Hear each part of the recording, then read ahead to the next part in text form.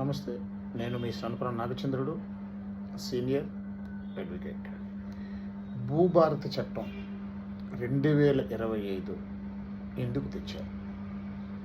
మిత్రులారా, తెలంగాణ రాష్ట్ర ప్రభుత్వం భూభారతి చట్టం 2025ని అమల్లోకి తెచ్చింది.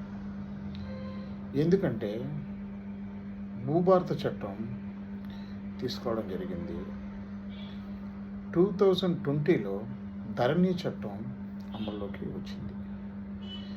ధరణి చట్టం ద్వారా డిజిటల్ పట్టాదారు పాస్ పుస్తకాలను భూ యజమానులకు జారీ చేయడం జరిగింది.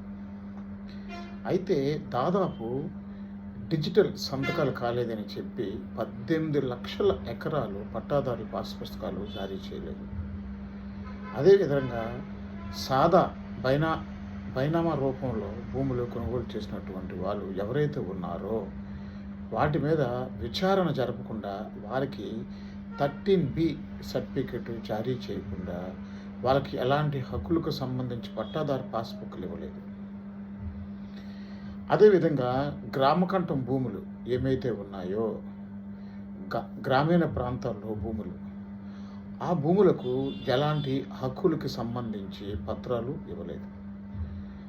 అదేవిధంగా బినామీ పేరుతో ప్రభుత్వ భూములను పట్టా భూములుగా మారుస్తూ వాళ్ళ పేరు మీద పట్టాలు జారీ చేస్తున్నారు. అదేవిధంగా పట్టా భూములను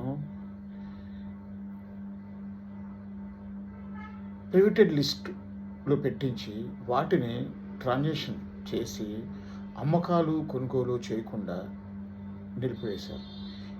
ఇలా అనేక లోపాలతో ధరణి ప్రోటోల్ చేయబడింది. కాబట్టి ఆ లోపాలని సవరణ చేయడానికి తెలంగాణ రాష్ట్ర కొత్త ప్రభుత్వం ఈ భూభారతి 2025 చట్టం అమల్లోకి తీసుకొచ్చింది.